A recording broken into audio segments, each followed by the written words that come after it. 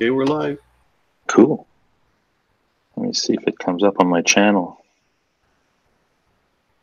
Okay, there it is. I'll There you bring go. it up. Yep. Stuck, eh? You're gonna want to yeah. add the Chevrolet Buick. You got an ad on. We're playing ads now. Cool. It's fun. So, hey guys, how's everybody doing tonight? I'm gonna look at the chat quickly and see who's in. EJ's is there, but he's listed as 521, so I don't know if he's there right now. He was there earlier. R2R3, nice to see you, brother. Alex R, hey, isn't he? He's not from. Isn't he like far away or something? Yeah, I think so. Alex, yeah. Guitar Girl, how's it going? Paul Lou, hey guys. Gussie, how's it going, buddy? Gussie, I did get your message today, by the way. I just didn't have a chance to reply to you. Maybe we can answer your question tonight. He had a question regarding connecting an interface to his iPad. Oh, So maybe he wants to do some recording using GarageBand or something like that. okay. We can get into that a little later if you want. Mitch Heyman, how's it going? So guys, this was just a last minute type of deal. We decided to go live on a Friday since had the opportunity to hook up. And Guitar Hack contacted me later in the afternoon and asked if we wanted to do something together, and I said, yeah, absolutely. Yeah, we were trying to figure out a date to do something, and just today opened up. So what the hell? It's just Perfect. Yeah. Yeah, that's awesome. Oh, Guitar Girl's actually mentioning that guitar that I checked out sounded sweet. Yeah. Which one? Well, I played a few, but the one that really grabbed me was I played I posted a video. Actually, I was trying to be really quiet because I'm playing in the practice room at Cosmo, right? And I got lucky because there was nobody in the room, so I figured, okay, let me turn on the phone. And yeah, man, that thing is incredible. It's the Fender Meteora, which has there's some controversy, of course, because it's the Fender Parallel Universe, and there's some love and there's some hate for it. Yeah, it's a whole line of guitars, and it was like it's basically what they did. I don't know if you're familiar with it, Brian. Yeah, I am actually, because I bought back in August. I purchased a Telecaster from the Parallel Net, like that series, and it was the Elite series. Yeah. I actually special ordered it from a store in Newmarket, Ontario, and when I got it, it was nice, but it wasn't really what I was looking for, and I wanted to return it. Because it was a special order, they weren't able to just take it back, so I lost a little money on it, but I did return it, and I got the Les Paul Traditional in place of that. But I know the series you're talking about. Yeah. So yeah, this is a part of it, and I guess it's I think what they were trying to do is it's an offset. It was basically, it's like a Tele but an offset version. Right. But so it had the Tele pickups. It had the Texas Special, I believe, or was it the Twisted Tele in the bridge, or sorry, in the neck, and it had the custom shop. I can't remember. Right. Anyways, the thing was, I kind of liked the look of it. I wasn't crazy about the look. That's not something that's in my wheelhouse normally. But it was hanging there, and I tried it, and I shouldn't have tried it because I absolutely fell in love with the thing. Super comfortable, and it sounded absolutely fantastic. And is that a Mexican or no, American? That's American, eh? Yeah, that thing retails for 2,600 Canadian. So it must be the Elite series then, I guess. Yeah, and it's right. Yeah, the pickups on it are the same pickups that they put in the Elites, I believe. Wow. So it was incredible. I couldn't put it down. And then a couple of younger kids walked in, and I told them, I says, guys, you got to try it. So yeah, it was insane. Right on. Yeah. Well, now you're going to be thinking about that for the rest of the week. Well, the problem is I would probably have to sell 3 guitars to finance that one. So I can't give up 3. So I don't think it's going to be.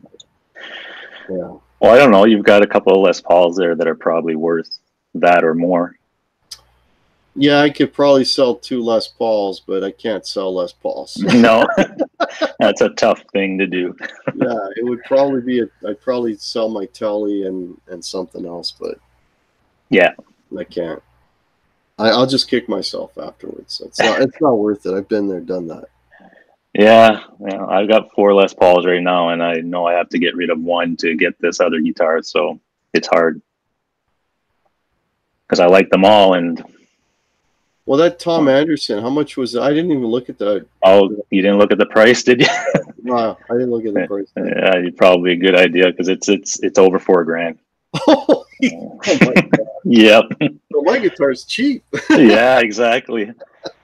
That's why I got to sell the ES because that's my most expensive guitar and it's the rarest one. So I've already got a couple of guys coming to see it on Sunday, and if I get what I'm asking for it, which is 3 or 3,200, is what I'm asking. But if I can get 3, then gets me pretty close to where I need to be. Yeah, that's not bad then if you can get 3 for it.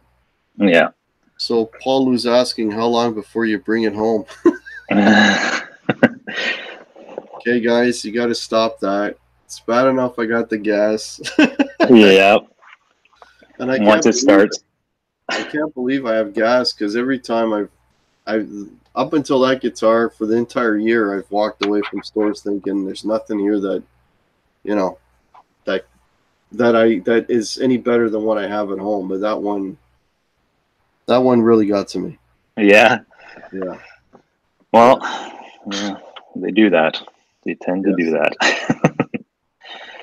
So who else? Do you have any more people in? Oh, a lot of people jumped in. Okay, cool. Alex R, yes, I am in a hotel room. I'm in downtown Toronto for work, so here until tomorrow. I'll go home tomorrow night. Guitar Girl's got a question for both of us because we're both Les Paul guys. If you couldn't afford a Gibson, would you buy an Epiphone or just wait until you can afford to get a Gibson? I don't know. What's your take on that? I'm pretty partial to Gibson. I don't mind the Epiphones. It's just it's going to sound really stupid, but I don't like the headstock. No. I totally agree with you. But they're fine guitars. I've played them. I even owned one back in like the 90s when I needed just a guitar to have at home and to write songs on. I didn't want to go spend a lot of money on it just because I was a bass player and I put my money in the bass equipment. And I did have one, a Les Paul Epiphone. I think I paid like $300 for it. It played fine, and I wrote a lot of songs on it. But today, I'd probably save a little bit more and try to find that Gibson. Yeah. No, I would do this, or try to get even if I bought a Gibson that was really beat up, I'd still get that over an Epiphone. Yeah, me too. Yeah. Gussie says the preface question. I did buy the Apple Lightning USB adapter today. However, it doesn't have enough power for my iPad 6th generation.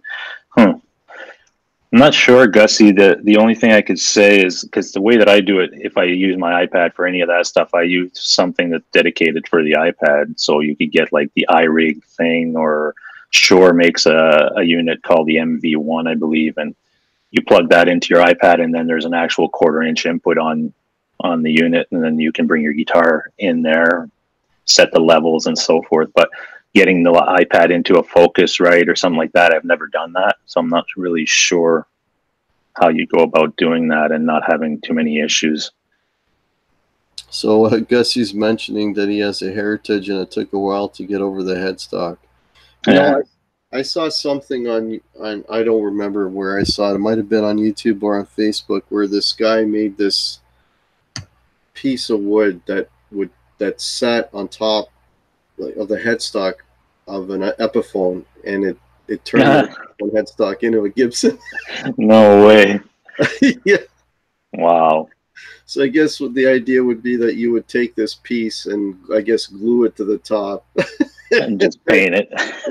Paint it, and then you would think you have you know, and put a Gibson sticker on it. Yeah, just like same as what Brian was saying with the Epiphones. I've played them; they sound fine. There's nothing wrong with them. It's just I can't get past the headstock. It's such a superficial thing, but it is, yeah. You know, but you know, it's like anything else. If you don't totally like what you have, it's always going to bother you, right? So yeah, for sure, for sure.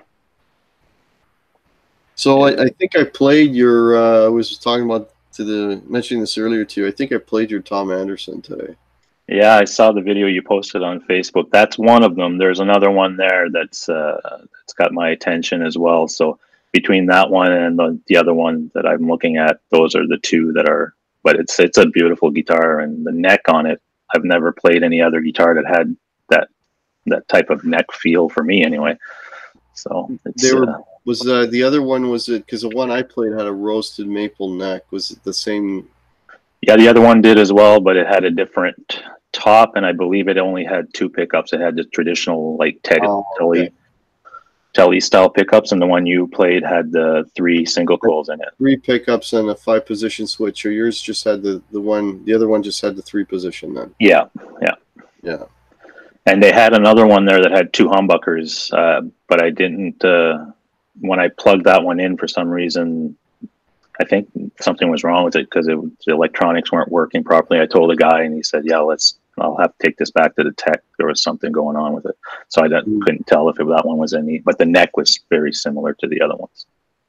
Yeah, Gussie's saying that Cosmo carries Tom Anderson's. Yeah, I was in Cosmo today, and that's where Brian was. You were there last weekend, right? Yeah, last Saturday. Yeah.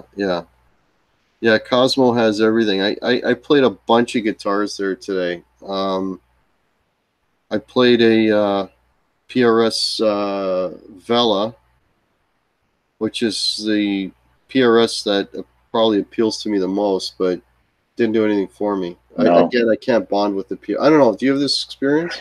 Yeah, I had 2 PRSs this year, and I got rid of both of them. Not that they weren't good guitars. I had one was a PRS Zach Myers semi-hollow. Okay.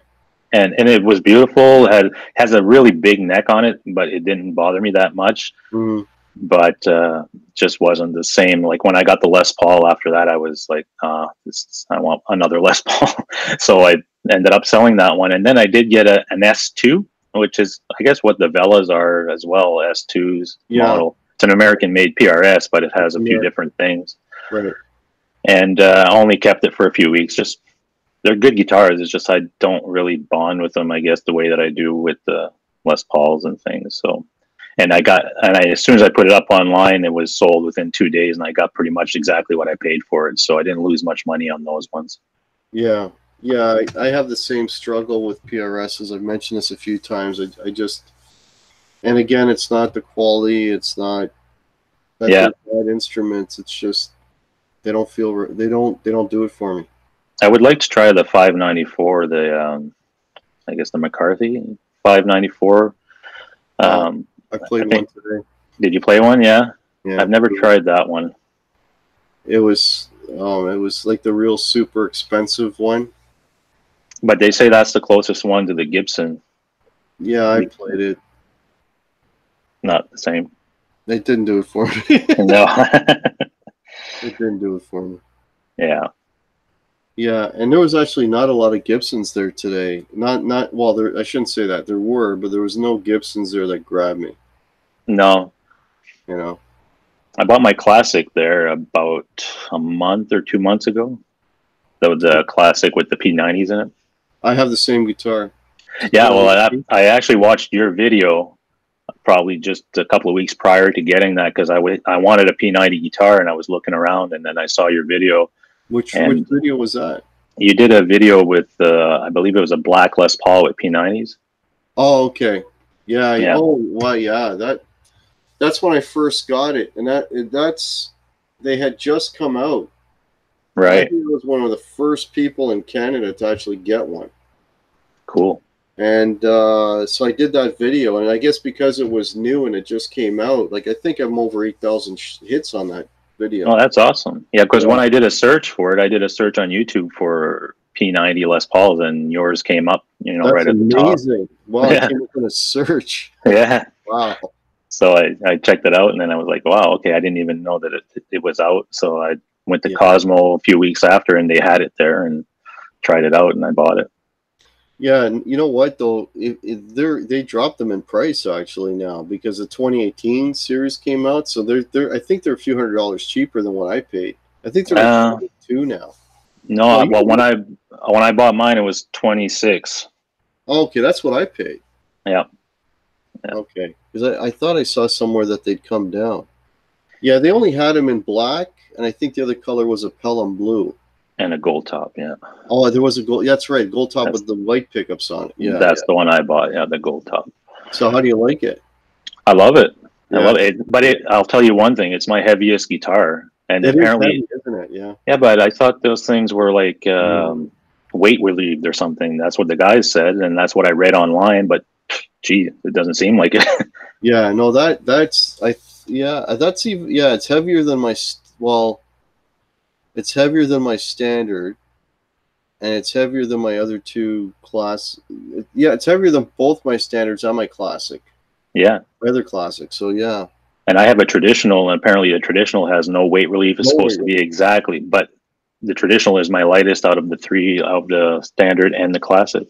Yeah. So it's weird. I guess it depends on you pick, different woods and the woods. Yeah. Yeah. Yeah. But it's a nice guitar. I mean, the neck feels amazing on that classic, and the finish is beautiful. So I did a video with it, a jamming video, and I did an Iron Maiden song with it, and it's P90s, and I'm running that through my Helix, and I'm using a plexi model type of patch, and it sounds like really, really good. So yeah, they're nice guitars. My only beef with that guitar is, well, I mean, you've experienced it too. If you play it loud enough, that the pickups are noisy. Yeah. Yeah, you gotta be quick with the volume, because I gig with that guitar a lot, and between songs it's like immediately volume off. Yeah, well, see, that's the difference, right? If I'm plugging through a Helix, I'm going right into my interface. Yeah, so it's not right. It's a lot different. But if I plug it through the Katana and I'm cranking it up in the room, then you see it, you hear it. Yeah, you can hear it. Yeah. Yeah. Ben Coombs joined us. Hey, Ben, how's it going? I hope you're feeling better. Yeah, I hope you're feeling better, Ben. He was in pretty rough shape this week. Yeah. BV Ninja, nice to see you. Yeah, BV Ninja, he was just on the Phil McKnight chat with me earlier. Yeah. Jeff Underwood. Jeff Underwood, how are you, buddy? Cool. Well, we got a good crowd tonight. Yeah, Guitar Girl's in. So Guitar Girl, the Rorycaster's all put together. So we're all waiting with bated breath to hear that thing played. That's awesome. So she built it? She built that thing, literally. Wow. Yes. Yeah, everything is custom on that. The paint job, she made her own switch plate. She made her own. She made her own headstock. It's quite the project. That's crazy. Yeah, I can't wait to see that. Yeah, I don't know if I have that skill set or the patience to get that. I certainly do not. No. That's awesome.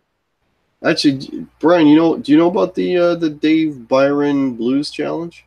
I just heard about it when you were on, I think, last night, and you were talking about it. We got a few more people did it today. I'm trying to remember who the hell did it today. A few more people. JJK did it. Oh God, I can't remember who else. Oh, Rick Romanelli did it. Rick Romanelli actually crushed it. Really? Rick Romanelli's he's insanely good. Yeah. So how guitar players in our little community here. So how does it work though? You go and get the track and then. Well, everybody's doing it a little bit differently, right? There's some of us that are better with recording and stuff, and some are So he basically recorded on YouTube on his channel. He recorded a backing track, right? It's just a 1-4-5, but he's playing all minor sevenths, right? Yeah. Anyways, So those that are a little more, schooled in recording took that track and actually remixed it and made it a little bit better, and then they recorded it along with it. Other guys like myself, who's a hack, I just literally played the YouTube clip and turned it up loud, and then plugged my Les Paul right into my Marshall, and then just hit play and recorded. Yeah, just one take. Let's just see what happened, and that was it. But so once you record, what do? You put it on your channel and then you tag it, or? Well, what I did was I put it on my channel, and then I went. I don't know I don't know how other people are doing it, but I just recorded it on my channel. I called it Dave Byron's Blues Challenge, and then on his actual video, like on his comments on his Blues Challenge, right? I copied it there too, so he's seen it. I know he's seen it. Cool. Okay. Yeah, and I think he's going to do a few more of them too, like a few different backing tracks. I think that was just the first one. I think EJ and R2 or somebody did something similar, or are still in the process of doing theirs. It's more of a metal jam. Yeah. Jason Wade is in the process of doing one. He's going to mix it all down. Actually, Jason Wade, I don't think he's in the chat, but he was offering, because he did a mix of it, and he's offering it to people if they want it. So that would be. Oh, okay. So you could, if you hit up Jason Wade, if he shows up, and then maybe you can have like a better version to play along with. And then you have all the recording equipment, so you could do like a really nice sounding mix of it. So yeah, I'll check it out for sure. So 9 Fathoms is in the house too. Yeah, hey 9 Fathoms. Yeah, 9 Fathoms is another guy who does original music. Cool. Yeah, he does some pretty cool stuff. Everybody in here does some cool stuff. That's what's great about this, man. Yeah, absolutely. Yeah. Are you playing in a few different bands? I thought you played in one band, but the rehearsal you put up the other night had a female singer, correct? Yeah, so I used to be in 3 actually, up until about, I guess, maybe a month ago. Right. But I got one band that's sort of like my main gigging band. And that the one that you were at the bar that you had posted one time? It's another guitar player that sings as well. Guitars and and it's just 4 guys, and we did over the summer. It was like we only gigged from about March till about now. Like our last gig of the year is happening on November 30th. We don't want to gig in the wintertime because I just don't want to carry gear in the, you know what it's like, right? Oh yeah. I'm in the snow and the cold. We just don't want to do that. So our last gig is in a couple of weeks, but we were playing a lot. This year was our busiest year, because what happened was we were getting our own gigs for the longest. It's just a cover band, right? Right. We were getting our own gigs for the longest time, and then I don't know what happened this year. Somehow word got out, and then you know how it is with agents, right? You usually have to sell the agent on the band. Well, the agents came after us. Really? Yeah, that's good. Yeah, so we had 2 agents. So, they were asking, well, when are you guys not playing? And then what they were doing is they were filling in the gaps. Right. So as a result of that, man, we were playing a lot of shows. And we've already got 11 shows for next year. And it's all over Ontario, or is it pretty much like southern? Well, we've been, we'll play. Like everybody in the band, we got one guy in Orangeville. Like we're all over the place. One guy lives in Shoes, one guy lives downtown, and I'm in Etobicoke. But we've played Collingwood. We've played in Collingwood. We've played in Whitby. We've played in a lot of shows in like the Newmarket, Markham area. Right. We played down Lakeshore a couple of times, like Brown's Line, South Etobicoke. So it's still Ontario, yeah. Okay. But different areas of I guess the GTA. We went out to Port Hope. Was it Port Hope? Yeah, it was Port Hope. We did 2 shows in one day in Port Hope, which was nuts. Oh, wow. Yeah, this is this old hotel in Port Hope. Wow. Yeah, and we're going there again next year. They want us back. So yeah, it's It's pretty good. And then I have the other band with my wife. That's the one I recorded. Okay. Yeah, and we hadn't gotten together a lot this year. I think that was like our first time together in like 5 or 6 weeks. And those musicians, the bass player and drummer are just, those guys are crazy good. They're good, yeah. Oh man, like I don't know why they let me in the room, but no, those guys are fantastic. And actually, the drummer, and I posted it on the video. He used to play with Phil X. Wow. Back in when Phil X, before he was in Triumph at the time, and he was playing with Phil X in jam nights and things. Jeez. So just to give you an idea of the level that these guys are at, right? So. Wow. Yeah, it was great. Really good. It's more my type of music, because when you play in the bars, you got to cater to the folks, to the audience. Absolutely. Yeah, and you're not always playing stuff that you necessarily want to play. But with these guys, I'm playing, all the stuff that I want. And my wife is actually the singer.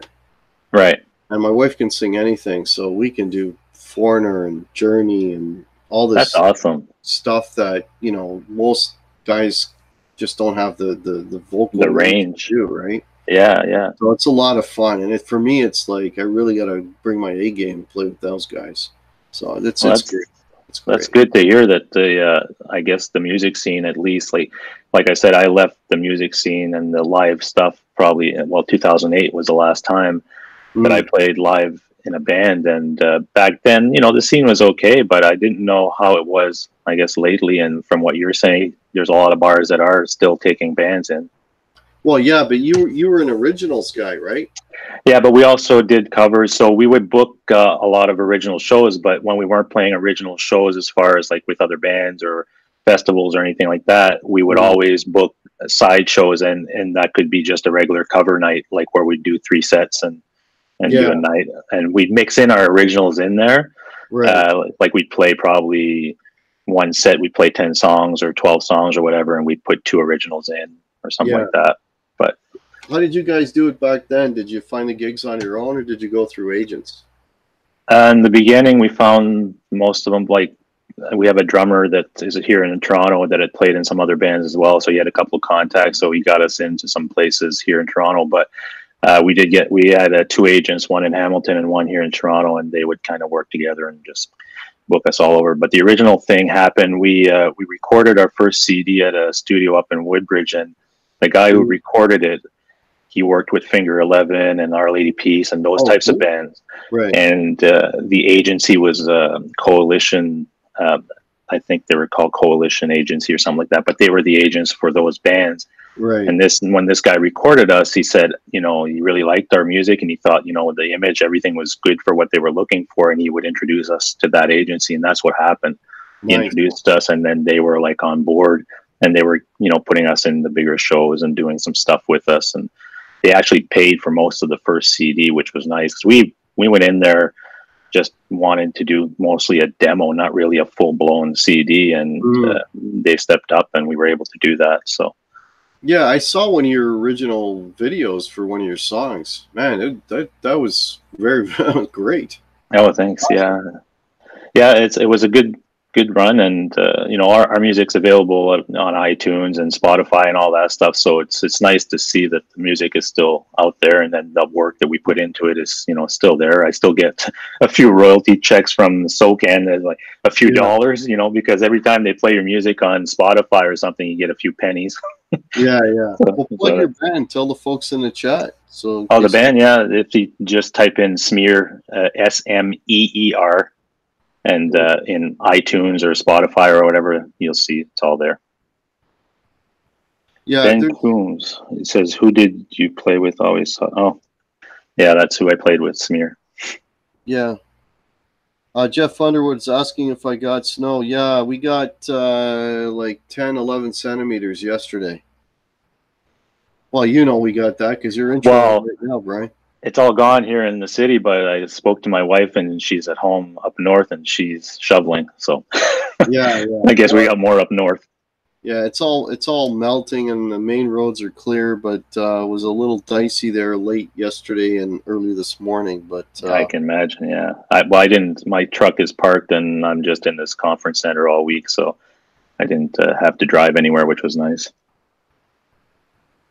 yeah, no, I mean, if you, yeah. So getting back to the band thing, there's definitely there's like a little circuit, so to speak, right?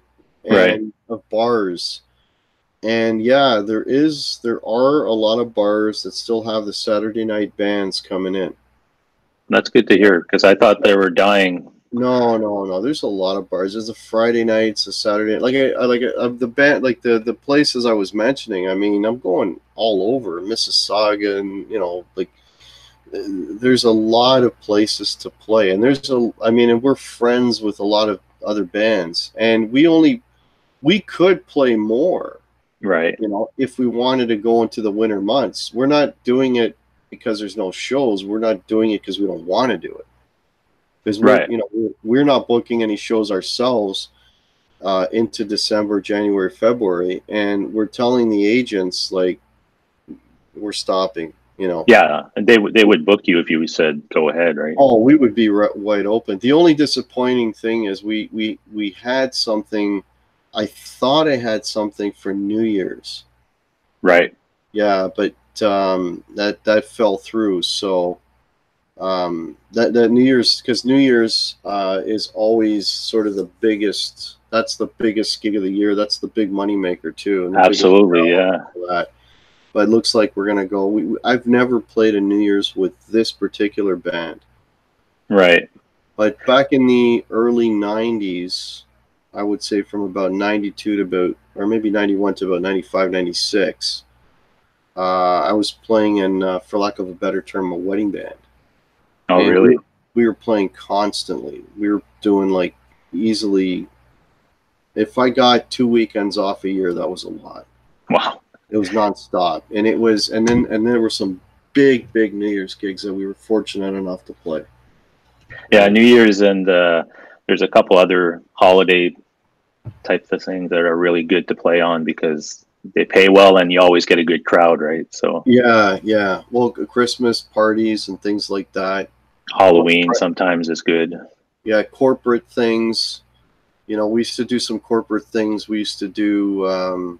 This was before. We used to do some corporate things and the New Year's, and we even one year we got hired to play a show out in California, and that was sort of the highlight of my whole playing career, was that one show. Wow. Yeah, that was amazing. That was amazing. That's awesome. Yeah. But yeah, if you ever get into it, it's out there. Yeah, well, I mean, who knows, right? I'm just getting back into guitar, like I was saying, so so since 2008, did you stop completely, or? In 2008, I stopped completely. I sold all my stuff. I had like 4 beautiful Ernie Ball basses, big Ampeg amp, everything. I just needed a break because the way that the band broke up and we were on that verge where we had to make a decision whether we were going to leave our jobs and go pursue this because we had the contracts and we had everything ready to go. But one of the members had some issues and kind of didn't want to do it anymore. So everybody kind of had cold feet and everybody backed out. But so that kind of left a bad taste in my mouth. And when everything just kind of died, I put so much work to get to where we were. I just said, okay, I need to go another direction now and take a break because it was just too much. And so I sold everything and I looked at something else to pursue, which was the video and photography world. And I dove into that and kind of left the music behind until, I was ready to come back. And it's been the last couple of years that I've been starting to get that itch again. And now I'm, full blown back into it, but as a guitar player. So it's really cool. I think it was good that I did take the break because coming back to it now, I really appreciate it more. And I think I have a different, viewpoint on it. And, as you grow older, you get a little bit wiser and understand the business more. And then you can do it for yourself and you can control that. If you want to go and join a band and play gigs, then you have the option to do that. If you just want to be at home and record some songs, you can do that as well. The technology's advanced so much that you can do pretty much anything, right? So I'm really enjoying that. Someday I might, you know, venture out and see if you know, other musicians out there and maybe start something or join something just for fun. But you never know. I never say never. Right? Yeah, no, I told you, I took a long break too. I stopped for about probably 12 years. Wow. Yeah. Well, 12 years I didn't touch a guitar. And then I've only started playing again. I think I picked it up about right after my dad passed. So that would probably be about 6 years ago. Right. I started again. And it was actually my younger brother who's a phenomenal player. Yeah, I saw him on one of your, I think you did a show with him. Yeah. He's crazy good. And, yeah, he got me back into playing. It's like, if it wasn't for him, I you probably, yeah. You know, and yeah. No, it's good though. Now I'm trying to make up for lost time, right? So that's why I don't mind playing as many gigs as I do. And yeah, that's awesome. Yeah, I'm trying to make up for 12 years that I could have been out there doing it. But right. I shouldn't say that because, you know, life gets in the way, right? Like, you know, I raised 2 kids and I went back to university and, you know, all this kind of stuff, right? So like, yeah. There's only so many hours in the day, right? So you have to prioritize, you know. Absolutely. But it's nice that you're able to get back into it and yeah. Well, I tell you, it was trying to relearn how to play was man, that was an uphill battle. I couldn't even play a C chord. It was ridiculous. I've mentioned the story, but it was funny. You know how he did it, eh? How he really got me back in. He was in a gigging band. And these guys were like really good, like top musicians. And he says to me one day, he says, calls me up. He says, we got a gig. I think it was like in about a month. And I need a second guitar player. Wow. That was it. And I had to learn, I don't know, 40 songs, and I had a month to do it. And I couldn't play a chord. I had no calluses, nothing. Jeez. Baptism of fire. But you know what? It worked. I did the gig. I somehow managed to pull it off. And then I just started looking for my own bands, and I went, you know, went to auditions and started doing all that sort of thing again. But you know, finding a band it's almost like winning the lottery. Right. You know what I mean? Well, you know exactly what I mean. To find the people that are going to invest the time, that are reliable, that are going to show up, and that all have that common goal. Like, this is the music we're going to play. I mean, you always got to make compromises, right? Yeah, because everybody's different too, right? Yeah, exactly. But as long as everybody's kind of on the same track, and you know, we want to do this because we want to gig and we want to do shows and all that kind of stuff, and this band that I'm gigging with a lot now, like, we're into the only original members are me and the other guitar player. Right. Just to give you an idea, right? So, like, yeah. The lineup we have now has only been together about a year. Okay. Right? But it took that long to get the lineup and be able to do a half decent show and have decent musicians, right? You know, it's just it's tough. It's tough. It really is. See, the last band I was like Smear, and we were together from 98 or 97 to 2008. But we were all friends. Like I grew up in New Brunswick, and I moved to Toronto in 1990. But these guys were also from New Brunswick. So we're all from the same neighborhood, and we all moved up here, not together, but we ended up in the same place, and we all knew each other.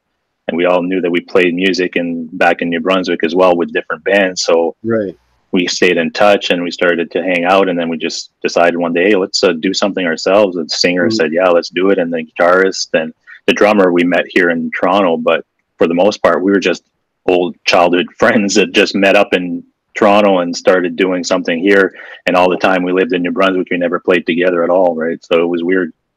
Oh, that's great, because you didn't have to go through that whole audition thing and trying to find people, and you already had like most of the band as a unit. That's amazing. Exactly. It made it a lot easier. So right now, if I was to go out and look for a band or whatever, you know, I'd have to just go and audition and do the whole thing right from scratch, right? So it'd be a different experience. Well, I was doing that for, oh man, I did that for a couple of years. Yeah. Walk into a room and you don't know what the hell. That can be a little weird, I think. I don't know what you're walking into, and it's like, oh, yeah, you got to gel with the people. Yeah, and the funny thing was, I actually found myself turning more people down than anything else. Yeah, I'm sure that happens a lot. I mean, you got to find the right mix and the same. You know, if you don't have that chemistry, it's never going to work. It's just going to be like, you know, it's so, and you're always looking for that thing that, you know, can gel with. But I tell you, it got so bad that it's, you know, because I started my own band because I just gave up with the auditions, and I'm like, I'm gonna find the people, I'm gonna start. Right. Yeah. And oh man, I was getting like, I would have to ask questions, and you're gonna laugh, and we are grown men, right? I'm talking like we're in our 40s, and I would still have to ask questions like, well, I'm in my 50s now, but then I was still in my 40s. Right. I would ask questions like, do you drive? Do you have your own vehicle? Yeah. Can you get to rehearsal? Can you afford to pay for rehearsal? Yep. Yeah. You know what I mean? So it's not just like can this guy play music, and is he going to show up every week? It's like, does he have the logistical means to be in a band?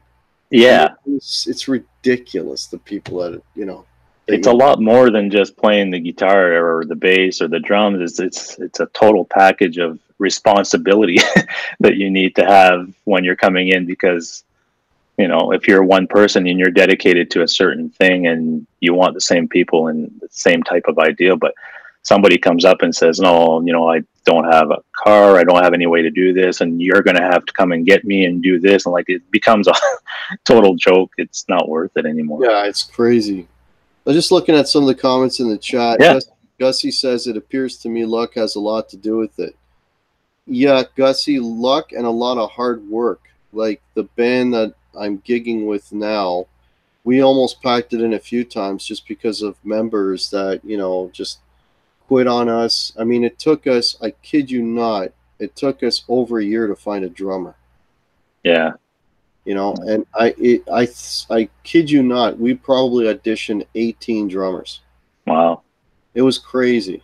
Yeah, that becomes stressful too, and it becomes it takes something out of it, and sometimes it makes you lose, you know, the passion and the interest in actually doing it yourself, right? So Alex R, good night. Alex R is going to bed. It's 2 a.m. Oh, okay. Good night, Alex. Yeah.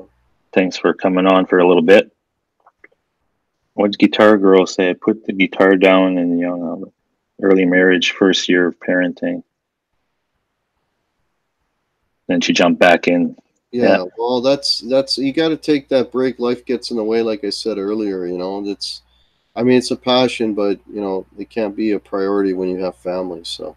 No, exactly. Yeah. Yeah. No, there was a few times where we almost packed in, and it just, to this day, it just blows my mind. Like when I used to go to auditions, and I mean, I've been to many, and I was always nervous that, you know, I wasn't good enough, or, you know, that I always thought I'd be, you know, and to this day, I still think I'm the weakest in the room, musician wise, and all that kind of thing. I've sort of my mindset going in, and, you know, I was trying to do my best and that sort of thing. What kills me is when we were going through all those drummers, we would have drummers that, you know, over the phone, they would tell you that they were the moon, the stars, and the sky. They could do everything, whatever, right? And then we give them a list of songs, and the songs that we would give them are like super simple, right? Right. And some of them, and we'd say, well, you know, like, did you practice the songs? Oh, I don't need to practice. I wing it. I've been playing drums for 100 years. Wow. And then you would have the drummer come in, and he couldn't play a basic beat. Yeah. And you'd see the guy set up. The guy would take 25 minutes to set up, and he would bring in his own cymbals. And I remember one guy brought in these cymbals. They had holes in them that cost $100 and all this kind of stuff. Very elaborate, right? And then he would sit behind the drum kit, and he couldn't play to save his life. And I think to myself, my God, like, You know when you watch those shows, it was America's Got Talent. You have these people who think they can sing. Yeah, yeah. And they were like so in their minds they were the greatest thing in the world, and then they would sing and they couldn't sing. Like reality, reality and whatever delusion, like just yeah. I couldn't believe some of the people that were coming in. I'm saying that, but at the same time, I wish I had their confidence because. Well, that's what I was going to say. You got to have a hell of a lot of confidence because. Like I would come in the opposite way. I'd be like, okay, I'm going to suck, and these guys are right. going to beat me, and all this kind of. That was always my approach. Always, I'm the worst musician in the room. I would come in that way, but then I would be so envious of these guys that would have that mental attitude that would come in and I think I'm going to crush it. Yeah, and then they come in and completely tank. Yeah, God bless them, man. I wish I had that confidence. Yeah, it's weird. Some people think they have it, and I mean it's good in a way that they have the confidence, but at the same time you gotta be self-aware a little bit, understand what you can and can't do, and don't oversell yourself because you're gonna look pretty bad when you get there. Yeah. So Randall Fisher is saying he played from 10 to 15 and then put it down, picked it up about 4 years ago, and now he's 45. Cool. Yeah, we all pick it up, put it down, and pick it up again. Ben Coombs says he just fakes it the best I can. So do I, Ben. That's all I do. I just fake it. Fake it till you make it. Fake it till you make it. There you go. Yeah. Yeah. Life is what happens while you're busy making other plans. That is so true, BV Ninja. Absolutely. Absolutely. I think the most important thing is if it's something that you enjoy, it's a passion that you do it while you can do it, right? So yeah, that's why I do it. It's because I enjoy it, and if I didn't enjoy it, I would probably not do it and do something else. Which totally, that's just the way that I approach anything in life. Is you're only here for a short time. You might as well be doing stuff that you want to do and enjoy, and be reasonable about it if you can. But at the same time, you got to do it. BV Ninja's asking, how do you know a bad drummer? Let's ask how do you Ben is asking pockets. No pockets. No pockets. Right on. We had this one guy, this was funny. We had this one guy, he would bring he was a trained drummer professional. So he would write stuff out. Right? And he would write, I guess he knew how to write drum parts, and he would write them out. And we would work on the same song week in, week out. And it's like, oh, did you guys play that different last week? No, we're playing it exactly the same. Well, what, and it would be constantly like, and I'm thinking like, we're not playing Rush here. We're not playing Yes. We're playing, right. Like the most basic, You're playing Tragically Hip or something. Yeah, exactly. Tragically Hip, or even worse, like, even simpler, CCR. Like, right. Like, come on, like, really? You got to write stuff out? Like, it's just, wow. You don't see anything in front of me, Do I have to write out the 3 chords? Yeah, no, I don't even think I could operate that way. You know what I mean? Like, no. It was just funny as hell. That's a good one. I got to use that drummer joke. No pockets. No pockets. Ben Coombs, don't overthink bar rock. Yeah, absolutely. That's what I do. It's about feeling, right? Yeah, it's about feeling. If anybody's got any questions, please ask Brian or myself. Just put at Brian Cote or at Guitar Hack, and we will see them. Make them much easier for us to catch. Did you see Boss released a new amp today? I didn't. That was been all the talk on I was on the Phil McKnight thing earlier, and a lot of people were mentioning it. But somebody was asking if it was tubes, and apparently it's another solid state thing. Yeah, it's a solid state. It has I think 4 different power amp stages, so they have the tube circuitry or something that they don't. It's not a simulation, but it's something to do with they can match it in feel and tone. And that's what they're doing with that amp. So you can pick between 4 settings, and it gives you a different type of power amp tube in those settings. And so that's the main feature of that amp. I don't think it's not like the Katana where you have a bunch of effects and things you can put in. Maybe it has it. I don't know. I just saw it this morning when I checked my YouTube feed, and it showed this new amp from Boss. So I haven't had a real good chance to go over the details, but from what I read briefly, that seems to be the selling point of that amp. And apparently it sounds really good, but I don't know. Are there demos already of the amp? Yeah, there's I guess a couple of YouTube videos already. Sweetwater did a full thing on it. I didn't have a chance to watch it all, but they're going through all of it. Yeah, I think I saw BV Ninja mention something about it being released at the end of the month. Okay. Yeah, so what that means is we'll get it here sometime next year. Yeah, probably in April. Yeah, we'll get it in April, yeah. I'm pretty happy with my Katana, so I'm not jonesing for any new amps. But I'm looking at that Synergy thing. When I go back to Cosmo, I know they have them there, and I really want to put that through the paces and see what that's like, because that's kind of appealing to me. If it's any good, I don't know. But you could buy modules instead of, if I want a Friedman BE or something, I can buy that module for $400 or whatever. So explain to me, what is the Synergy thing? Is it just a plug-in, or is it an actual... No, it's an actual hardware. So they make amps that are modular. So you can buy like a head, just a regular head if you wanted to, like 100-watt or a 50-watt head. Right. But the preamp section of the head you can pull out.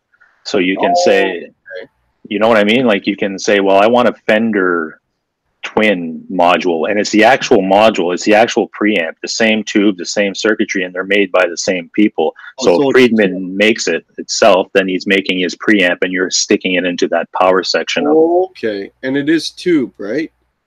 The preamp section is all tube, but if you buy like they make their own amps, and the rack, they make a rack mount of something that you can put two modules in at once, would give you basically 4 channels. You could have 2 channels of Fender and 2 channels of, I don't know, Diesel or something, and you could switch between them and have different tones. But the preamps are all tube, and I'm not sure about the power section though. If you're buying the amp from them, I think it is all tube. But if you can put that into, I could take that module and plug it into my Katana's effect loop and just have it as a separate, another channel to my Katana. But it would be the actual preamp of a Friedman or a VH4 or something like that. So it's a head then, like that I could basically stick on a cab, use you can module, and now I have a Friedman amp. Yep. Okay. Is it cost effective though? Well, that's the thing. The modules are cost effective, but to get into the system, obviously, if you buy like the 2 module, I guess, amp or whatever, you're probably going to pay $1,800 for that. But once you have that, then you can buy any module for $300-400. So I don't know, 1 year you want to change your amp tone to a Marshall Plexi, and they have a module for it. You just go get the module. You don't have to change your whole amp. Okay. Right? But it also has a lot of features on, from the output side, where you can go direct into your interface. You can run effect loops into that. You can expand things. There's a cab emulation right built into it. You can run IRs. So it has a lot of flexibility that way, especially if you're recording in a studio. You could have a few of these modules and really have a lot of tone at your fingertips. So you can gig with it, and you can record with it as well. Yeah, absolutely. Yeah. And the videos I've seen online and the guys that have been reviewing it, they sound great, but obviously until you get into a store and actually plug it into something, like what I want to do is go to Cosmo and set up a Katana 100-watt and set up one of these modules into the effect loop and then run it through its paces and see what it really sounds like in front of me and see if it's worth it or not. Yeah. That sounds cool. It's not a new. I guess Randall did that before with some other company or whatever back years ago, and then what happened was the licensing for doing modules ran out. Randall, I guess, expired it. So now this company Synergy picked it up and kind of perfected it, and then worked with all the different companies like Friedman and Diesel and even Marshall and Morgan and some other amp companies, and those companies are building the preamp, so they are the same as if you bought a Friedman, you're getting that same preamp. So Friedman gets a cut every time somebody buys that module, obviously, but it's not like a reproduction of somebody else's thing. BV Ninja says, I'm just reading that. BV says I'm not logged in here, as his name not coming up with the sign in for me. Did you have something you wanted to Guitar Hack? Type in the chat so we can tag you. Oh, I'm sorry. I did earlier. Yeah, I didn't type in either. Okay, I'm here. There you go. Yeah, that sounds like oh, there you are. Brian Cote's in the house. Hey, how's it going? Yeah, okay, cool. There we go. Yeah, that sounds yeah, because I guess initially getting into it, you're basically, because I mean you're buying a Friedman head for $1,800 basically. Yeah, but you don't even have to get the head. You can get they sell like the enclosure that you put this module in, just a single enclosure for I think $500, and then you buy a module and that's $500. So it's $1,000 for that first setup if you want it to go that way. But the way you were talking about using it is you want to take a head, like a Marshall head, like you have now or whatever, and put it on top of a cabinet. Then you can buy that format as well. It's just more expensive. Yeah, well, they got to do it in such a way that, like, I mean, if people are agreeing to do this, like if Marshall is participating and Friedman, for example, they got to do it in such a way that they're not losing money. No, that's why they're licensing it. So every time Synergy sells their product, their module, then they get a cut. You know, because it could cut into their market. It's like, hey, you know what? If I can get a Friedman sound without having to buy a Friedman head, right? But the other part of that logic is, who out there as regular people, guitarists, can go out and buy a $4,000 Friedman head, right? So Friedman's not making that money anyway because people can't afford that price, but he can make a few dollars by making a module for the people who can afford the module but can't afford the head. So he's still getting a cut somewhere. Otherwise, people wouldn't buy that head at all, and they'd go buy, you know, whatever, a Katana or something instead of even looking at a Friedman product. So I think in that way, maybe it balances out a little bit for them as well. That's why they're participating, because they know that the market right now, going with all the, you know, things like Helix and all these things coming out as amp simulators and things, are going to cut into their market, because not everybody's going to go out there and buy a $3,000 tube head anymore. It's just not feasible. Even the gigging bands out there I see that are going out with, you know, Axe Effects or something like that, and they're not even bringing tube amps anymore. So it's Friedman and these other companies are probably taking notice of that, and they're saying, you know, we still want to be in the game, but let's look at some other options. And they're probably looking at some of these things to still do their thing and still do their technology and still bring their sound to the market, but obviously selling it in a different way and making a little bit less money, but still making something. Yeah, yeah. BV Ninja, I'm reading what you're saying. I'll leave it to you to tell Hack about the next tone and videos I've posted. Okay, BV Ninja, I'm reading that. So, yeah, I will look into the next tone. Yeah, for sure. Not that I have any ability to purchase any of that stuff. But you've got a couple of good amps, though. You've got a Marshall DSL 40. I'm good with amps. Yeah. I was just going to mention that, like, you know, the bar band musician like myself, you know, that can get away with, depending on the size of the venue, like I can get away with a 40-watt combo, which I've done in the past. Yeah. If I'm playing a little bit bigger place, then I'll use a 212 cab with a head, and I've got two heads that I kind of go between. I've got Hughes and Kettner Tubemeister 36-watt, and I've got the Marshall Origin 50-watt head. Oh, okay, cool. Which is, even that 50-watt head is overkill, because, you know, I mean, it has a power soak on it, you know, and I could probably And 9 times out, I mean, even if I set it to the full 50 watt, I don't think I've got that volume. I think the furthest I've gotten is maybe 2. Yeah, yeah, that's usually what happens, right? It's You know what I mean? it's overkill. Yeah, it's overkill, right? So, but the thing is, with some of these amps, until you get them to about 4 or 5, they're not opened up. Yeah, the tone isn't really like. They don't sound good. Yeah, it's weird. But you know what I found? And I was mentioning this the other day.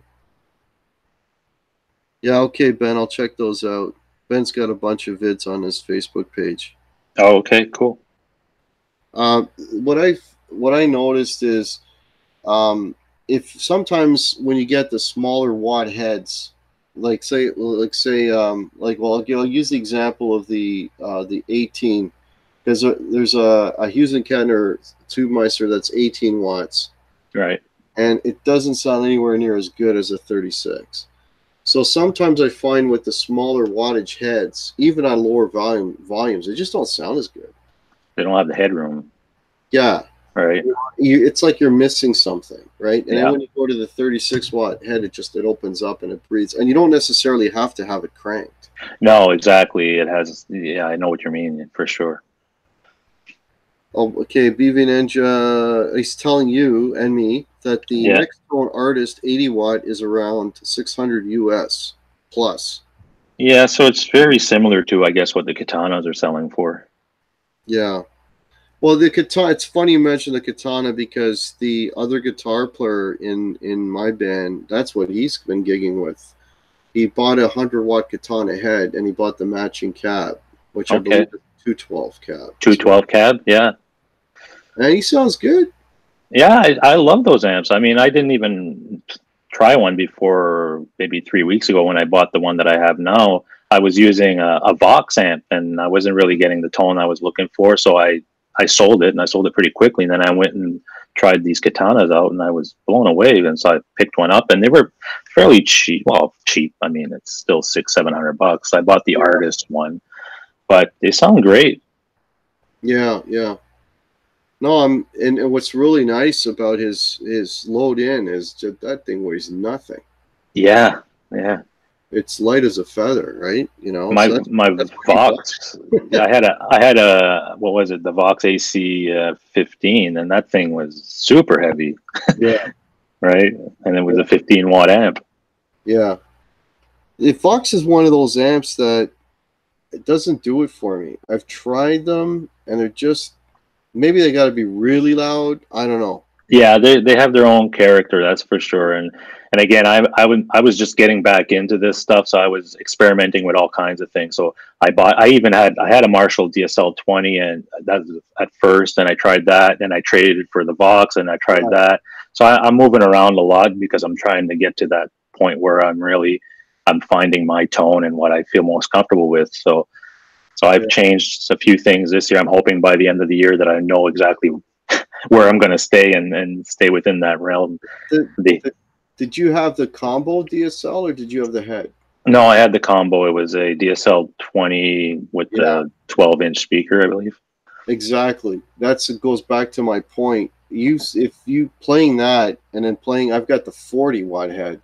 Right. 40 watt combo, sorry. It's night and day. And the other reason too is the speaker. I'm a firm believer that for guitars you need a 12-inch speaker. Yes. Yeah. You know, it just sounds, you just get that full warmth of bass that's not there in a 10-inch. You just can't push that same amount of air, right? Right. Yeah. 12-inch speaker, with a 10.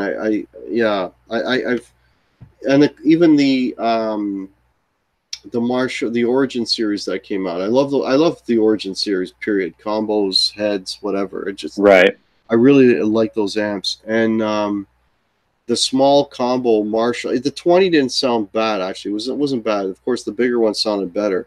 But when you get down to like those 5 watt amps, they just sound horrible. They sound like toys. Yeah, I mean, you're missing out on so much.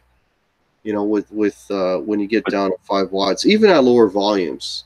You know, but do they have a good distortion channel on those Or No, they're not high gain amps. no, eh? They will overdrive. Like if you played a single coil through a Marshall through the Origin, you'd have to have it pretty loud before it would start to really break up.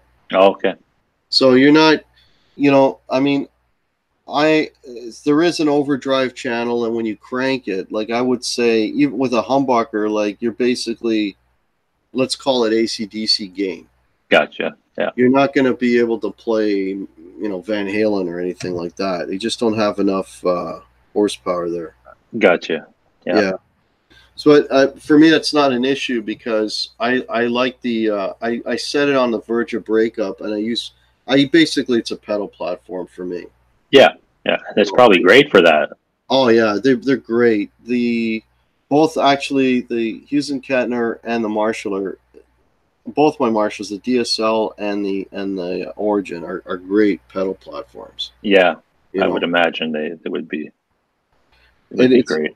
It's funny because if you were to ask anybody for amps for pedal platforms, everybody's going to say the Hot Rod Deluxe. The Fender, yeah. Right. Well, I tell you, I had a Hot Rod Deluxe. I had one for a few months, and I gigged with it, and my pedals sounded 100 times better through this DSL than they did through the Hot Rod. Is that right? Yeah. Yeah. And I'm scratching my head. I'm like, okay, wait a minute. Am I doing something wrong here?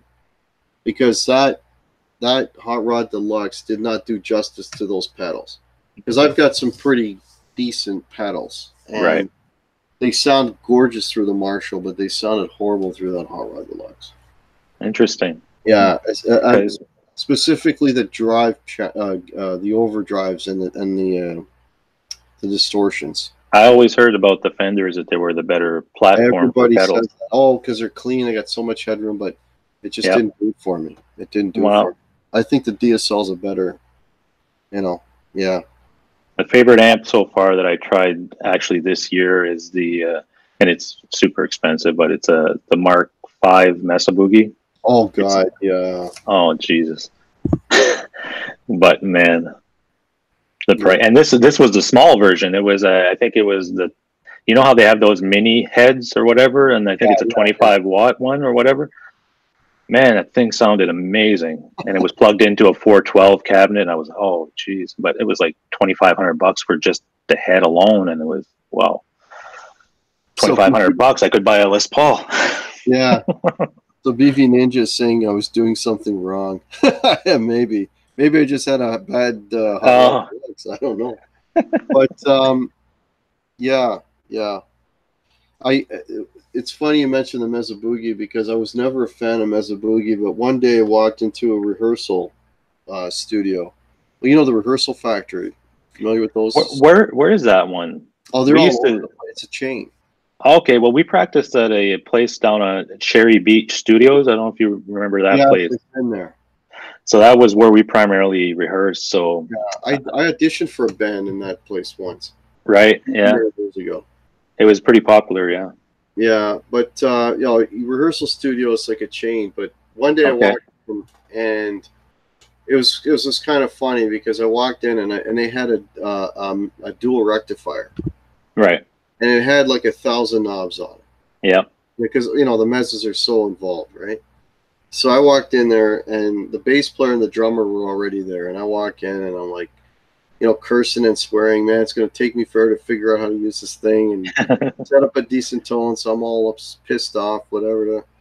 Anyways, I got it going, whatever, and I kind of set my my bass tone on it, and then I hit a pedal, and I hit a chord, and it was like a cartoon. You see both of their heads just like, and I'm like, did you guys hear that? It was unbelievable. It's like the greatest tone I ever heard. It's like, oh my God, this sounds incredible. And then they're like, a minute ago you were bitching. I go, yeah, because I didn't know how to use this bloody thing. But now it's exactly. And then that set me on a path. I was looking for like a smaller, like maybe a 50 watt dual rectifier. But man, those things are expensive. They are expensive. Yeah, my guitarist, that's what he used, and Smear used a triple rectifier with a Mesa cabinet with it, and geez, amazing. and he was playing PRS guitars through them, and he had a really nice setup. But for the type of music we were playing, thing was amazing. Well, it's even I had the same experience actually when I had a PRS. I had the CE24. Okay. Which is a beautiful, beautiful guitar, and it was loaned to me for about a week, right? Because I was thinking of finally buying a PRS. Like, this is how much I've tried to love PRS. So I had this guitar, and I was playing it at home, and it just sounded spectacular. Like, it was another level, right? Just unbelievable. And then but that's playing at home is one thing. But then I took it to rehearsal, and I rehearsed it. I took it to one rehearsal with one band, and it was the same kind of thing. I was playing, and everybody's like, "Oh my, that sounds amazing!" I'm like, "Yeah, man, this guitar sounds fantastic." Right. I took it to another rehearsal, and they said, "Like, oh, the thing sounds great." And just everybody loved the sound of this guitar, and the thing was, I brought it home and I played it, and then it came time to give it back, and I went so far as to have a store order one and have one sitting there waiting for me, so that if I liked this one I borrowed, I would give it back. Literally, go to the store the next day and just buy one. Right? I had everything, all the ducks in line. Right. Anyway, so I gave the guitar back. I went to the store. I'm looking at it. The thing is gorgeous. It was a whale blue. It had the nice flame on it. It was absolutely stunning. And it played great, whatever, and I'm sitting there going, something's missing. Yeah. You know, it wasn't a sound. It wasn't, because it sounded spectacular. It wasn't, playing ability, or the neck was a little not my thing, but it just, I couldn't bond with it, and it ended up going back. Right. Well, if you don't feel it, you're never gonna like it if you always have that type of vibe. And I shot a video of me playing the guitar and going through all the knobs, and on the video I'm saying how great it is, and at the end of the day, you didn't get it because it was so, I don't know. Well, it's probably a good thing then that you moved away from it, because you would still. And I tell you, the other thing that really PO'd me about that guitar is it was over $2,000, right? And it didn't come with a case. Yeah, I don't understand that whole thing. That's a lot of BS, man. That doesn't make any sense to me at all. Yeah. I even saw, like, I was looking at a Suhr guitar, I think, and it might have been, I don't know what model it was, but it said it came with a gig bag. Like, I'm like, really? Yeah. I'm gonna buy a custom, made instrument that's costing well over $2,000, and you're gonna give me a gig bag. I don't know. I'm not down with that. I don't know. Somebody dropped the ball there big time. If you're paying that kind of money, I want a case that's, custom case, shaped to the guitar.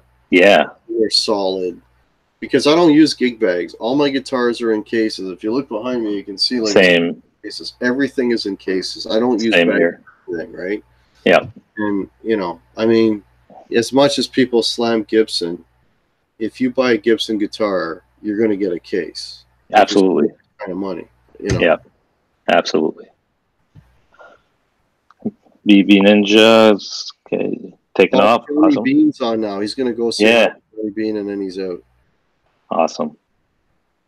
Yeah, because Johnny Bean's on at it's shit. So now, wow, we're already probably. Yeah, I thought I saw a notification on my iPad that said he's on now, I think.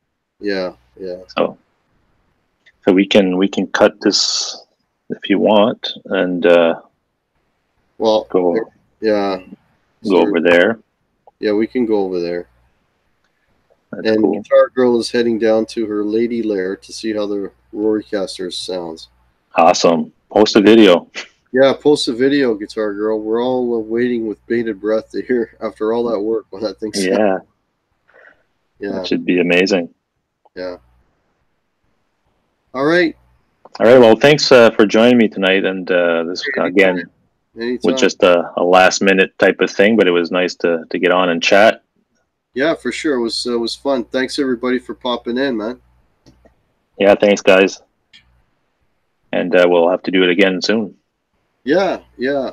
we should do a group hangout with a couple other guys that are local in the community, and sure, you know, pick a discussion topic or whatever, and go to town with it and see what happens. Well, you got the hangouts, you got the hang of everything now, so yeah, you can set that up anytime. Yeah, cool. Yeah, and if you go check out those Synergy things at Cosmo, let me know. Maybe I'll join you. Cool. Yeah, definitely. Well, I'm gonna meet up with the guy on Sunday that's coming to look at my Les Paul. So if he buys it, I'll be probably making a trip to Cosmo sooner than later. How far a drive is that to get to Cosmo from where you live? It's about 40 minutes. All right, it's about the same for me. Yeah, it's not that bad. Way west, and it's like north and central, or right. Yeah, it's not too bad. Yeah. Alrighty. Okay. All right, man. All right. So this was have fun. a good one. Thank you. Thanks everybody for popping in, and we'll see you in Johnny B. Awesome. Take care, man. Cheers, everybody. Take care. All right.